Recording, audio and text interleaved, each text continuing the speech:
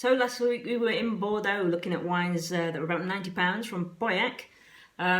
This week I'm going to be looking for wines between £10 and £20 that I could buy in the UK that pique my interest in some way. This one is an interesting blend. It's from a region that I love, very romantic feelings that I have about the area of Toro, the Dio of Toro.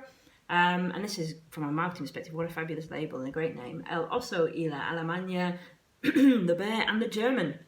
No idea what the name is about, no idea what this label is about, but I still think it's pretty cool. From Maquina and Tabla, a producer that's pretty new to the area of Toro. I think they started there, I believe, in 2013. Toro is actually a very historical area in Spain.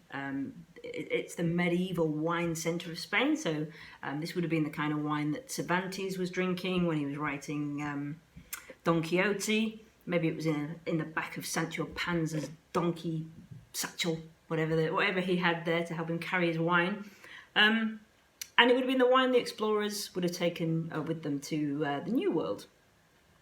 So yeah, Toro and also the wines that they produce in Toro are exceptionally interesting in lots of ways. So they use the majority grape there is Tinta de Toro, which is a variant of Tempranillo that grows really well in these kind of harsh environs, right? So you've got very sandy soil, really drought-ridden area very often. It's between Leon in the north, Salamanca in the south, and that kind of Midwest Spain area.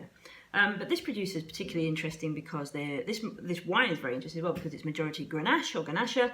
That's not a grape that I associate really with Toro. It's a grape that has found great expression in northeastern Spain, so Catalonia, the Navarre, Aragon, but not a wine I've ever tasted blended with Tinta de Toro. So I don't know what this wine's going to be like. I don't know if it's going to have like the Tinta de Toro depth and tannin and dark fruit, or we're going to be more light, crunchy red fruits and spices. And whether they're going to work together, I hope so. What I can tell you about this wine is from, I said, 2017. It's a very hot vintage in a very hot part of Spain. So it's going to be very alcoholic, and it is 14.5%. Would have been hard to control that, probably to even get it to that level. 14 months in barrel. This is a biodynamic producer and grafted vines, natural yeast fermentation, bottled on a fruit day, all those good things. So really interesting wine. So let's try it.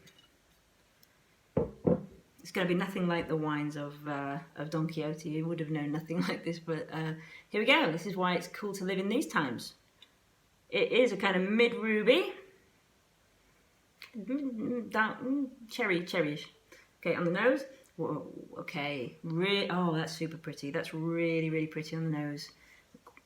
Medium plus to full intensity. Definitely massively dominated by the Grenache. Lots of red fruit, cherry, strawberry. Yeah, mostly strawberries and cherries. There's some vanilla there from 14 months, I think it was, in oak, French oak.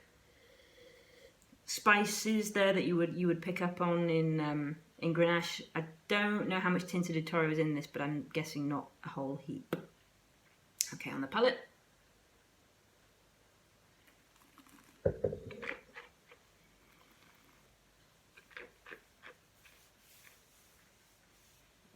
So the flavours, the really pretty fruit-forward flavours off the nose. Immediately you find them on the attack. It's medium plus bodied. Decent acidity for all that heat and the combination of those two grapes that neither are particularly acidic. Really fruit-forward, drying tannins.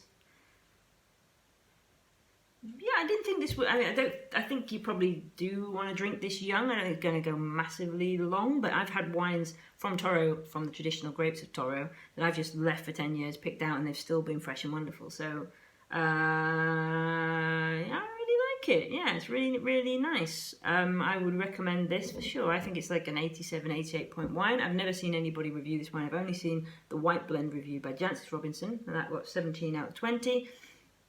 You can buy this wine from Lee and Sanderman, £14.